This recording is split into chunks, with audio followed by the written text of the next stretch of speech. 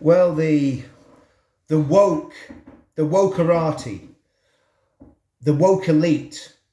We used to call them liberal elite, and now we're calling them woke, which I think is a phrase that they invented themselves. Well, they've really surpassed themselves this time, haven't they? Last week, the target was an ex-SAS soldier, an ex-SBS soldier, a Special Forces soldier, and he was executed, metaphorically. He was axed from his job presenting SAS Who Dares Wins by Channel 4, saying that his values didn't coincide with theirs, whatever that means. Of course, we all think it was something to do with his rant, and then his grovelling retraction of his rant about Black Lives Matter. Anyway, on from that, the woke elite are not content with destroying the reputation of veterans who very bravely served their countries, done more actually to defend the freedoms they claim to believe in than any of the woke elite have ever bothered to do. And don't give me this crazy sob story about the Prince of Woke and his illustrious military career. We all know that he was protected by Special Forces soldiers when he ever went anywhere near the field. And there would have been a very, very big plan in place when he was dropping bombs, playing his video game from an Apache helicopter. There would have been a very, very rigorous plan to get him out of there if anything nasty had happened, even if anybody had got an RPG within 100 yards of the Prince. There would have been all sorts of plans in place to protect him and rescue him. Anyway, that aside, of course you all know what I'm talking about. The Prince of Woke and the Princess of Woke, the preening, privileged pair who fled England because apparently Britain is the most racist country on the planet. Apparently Britain persecuted this poor mixed race princess to such an extent that she was suicidal. Well, I'm sorry, I have no tears for Meghan. I have absolute contempt for that creature called Meghan Markle. And that's what she is. And the whining and the hysteria in the British media is absolutely incredible.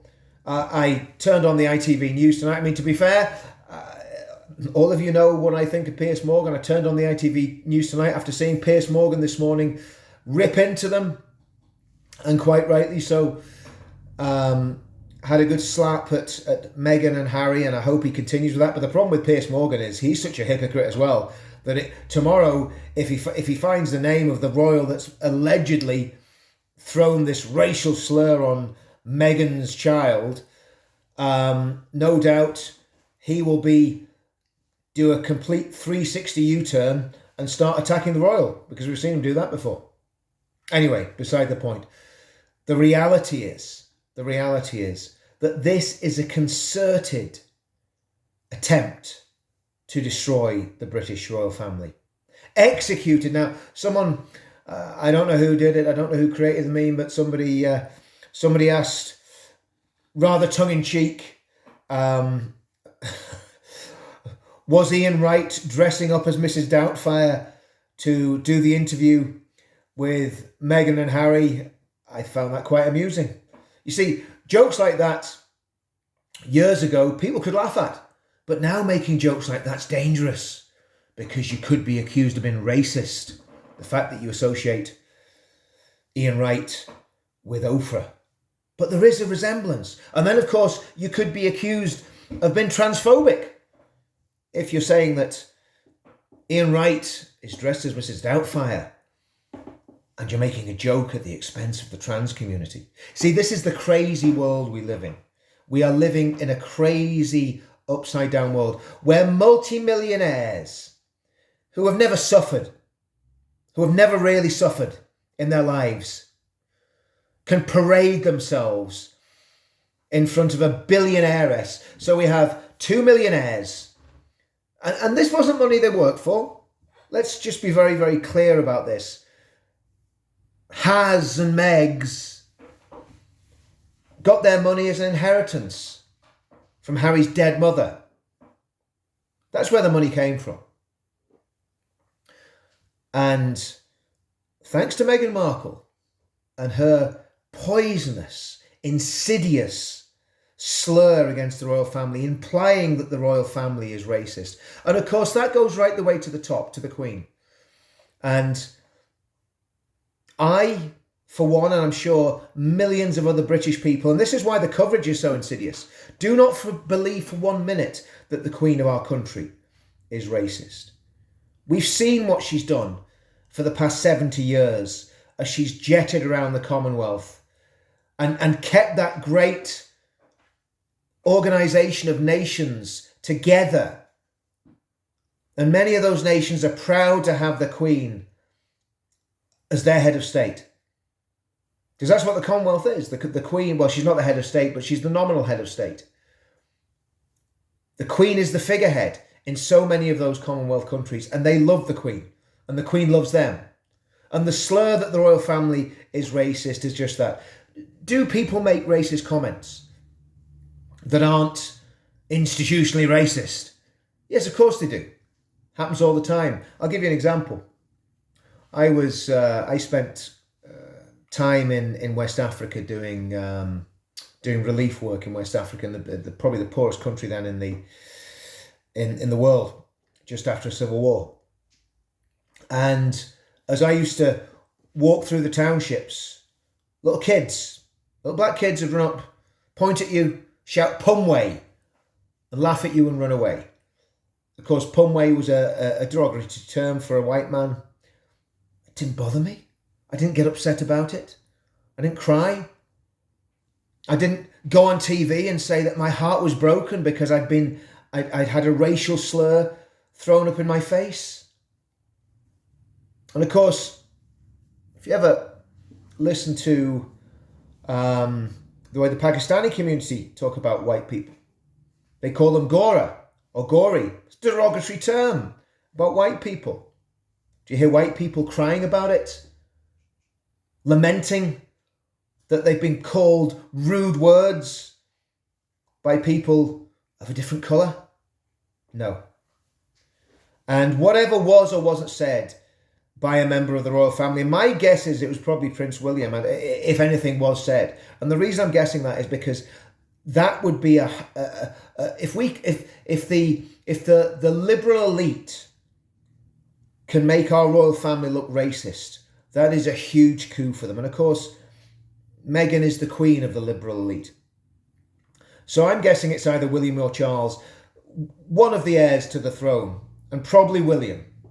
Who knows? I don't know for sure, but that's my guess. That William has said something, probably in jest, maybe out of curiosity. Who knows? Who knows? And who cares?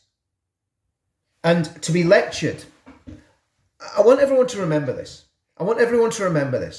Harry, His Royal Highness, dressed up as a Nazi, wore a swastika, and then he has the audacity to lecture the British people and the British royal family about racism.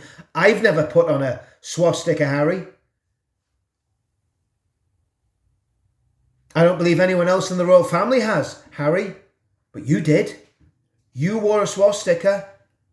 You went to a party dressed as a Nazi. Wasn't me. Wasn't the great unwashed as we are, the great unwashed of the British public. The other thing, not that Harry will ever get within a million miles of seeing any of my videos, but if I had a chance to speak to Harry, the other thing I would say to him is, Harry, our country had a great deal of love for you, had a great deal of respect for you when you did put on a uniform. However protected you were while you were doing your service, but you put on a uniform, you went to Afghanistan, you went to a war zone. We had a great deal of respect for you and fondness for the work that you did in Africa, for what you did with the Invictus Games, for what you were doing with veterans. A great deal of respect. And then you married the Wicked Witch of West Hollywood. Then you brought poison into the heart of the royal family. I believe Meghan Markle is an evil, manipulative, scheming, race-baiting, spoilt little brat, a B-list actress that without Harry would be a nobody. As her looks fade, so her light would have faded. And to be quite honest, I don't find her that attractive anyway. I think she's an insidious, poisonous little creep. And Harry, how she has turned your head. How she has turned your head. And made you in her image. And all the respect that this country had for you, Harry, is gone. All the love that this country had for you, Harry, is gone. And it will never come back. You may be a multimillionaire, but you have betrayed your country. You are a traitor to your country. You are a traitor to the royal family. And I don't believe you'll be welcome back in the United Kingdom, Harry. So you may stay and make your millions while you can. Build your walls higher. Hire your bodyguards. You seem to be so worried about your security. Nobody's going to come after you, Harry. You're not important enough. Meghan Markle. If I could speak to her, what would I say to Meghan Markle? How disgraceful, how disgusting to play the race card. Meghan, you've got to understand, the British people are not racist. But we don't have to tell people we're not racist. We don't have to talk about race all the time. One of the most terrible things that's happening at the moment in the Western world is continual race baiting. And the people who are doing this are, on the whole, black people, black academics who have made their career studying skin colour, studying identity politics. People like the vile, disgusting Kehinde Andrews with his idea of the psychosis of whiteness. Can you imagine if you said that about black people? Race-baiting, vile racists. Some woman this morning, I don't know her name, I don't want to know her name, I couldn't even pronounce her name and I wouldn't attempt to. Some woman this morning speaking in pidgin English. She's got a doctorate from somewhere, I don't know where she got it from because she can hardly speak the language. Speaking her pidgin English this morning. Attacking the Queen, calling the Queen a white supremacist, calling the royal family a white supremacist organisation. What a disgrace. And Piers Morgan couldn't get a word in. He was silenced by her. Why do these people get airtime? And that other creep, that creepy lawyer, that smarmy little lawyer, Mohammed,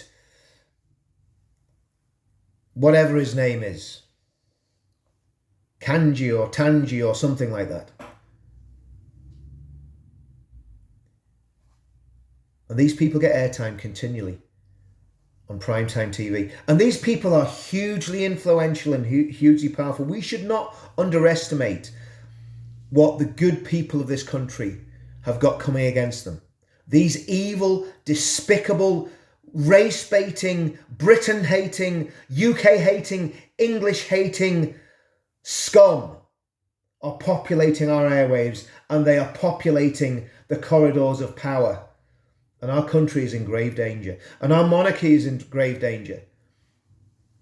And I personally believe that this is a concerted effort by the liberal elite to destroy our wonderful royal family.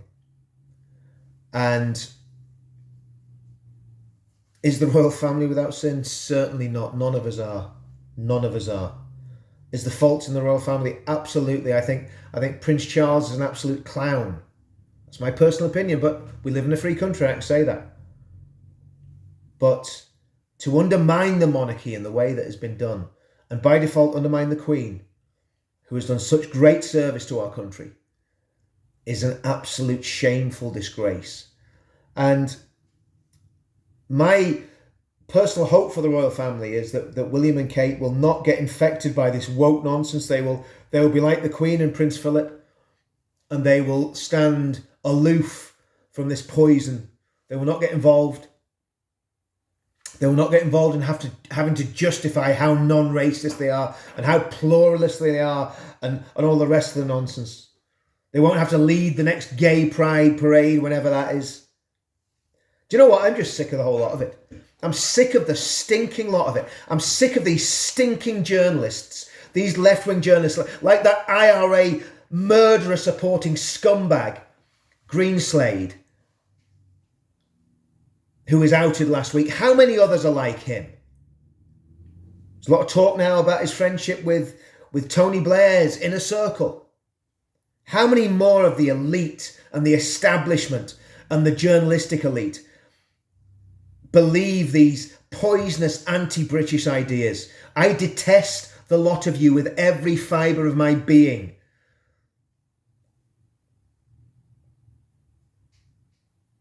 You are vile.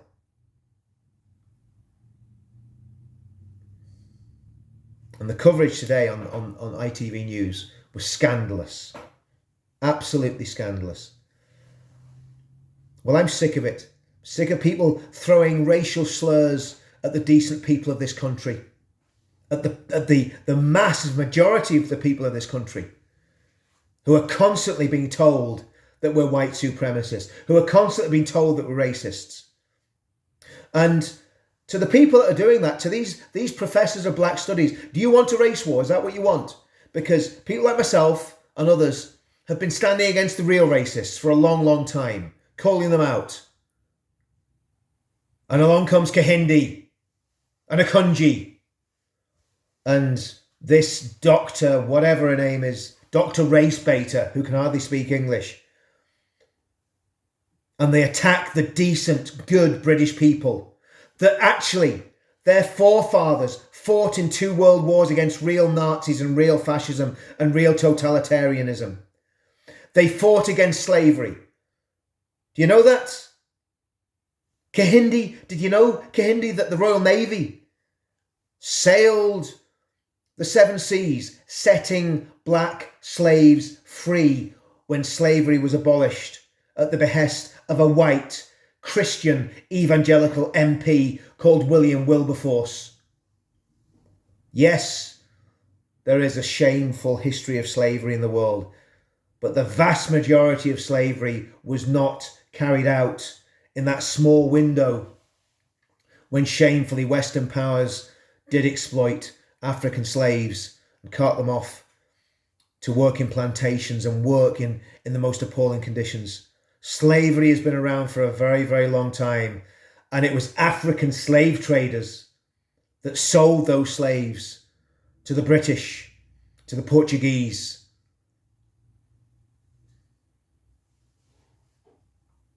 So stop with the race baiting. Stop with the nonsense.